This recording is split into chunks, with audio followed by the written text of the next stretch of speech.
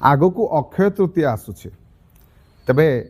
ए अक्षय तृतीया दिन आपण माने जानते कि जदि यही सब जिनस गुड़िक आपण मैंने किणवे ताहले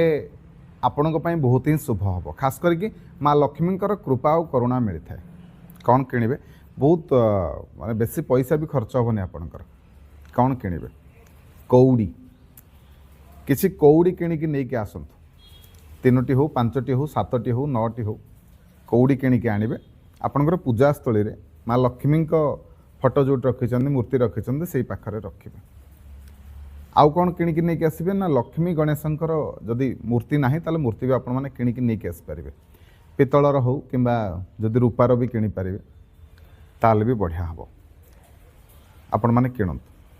सेपरी आपण मैंने पितलर ठाकुर खास करके ठाकुर पूजार व्यवहार होता जो आमर पूजा सामग्री जमीक छोट छोट छोट ग्लास है ठाकुर पूजा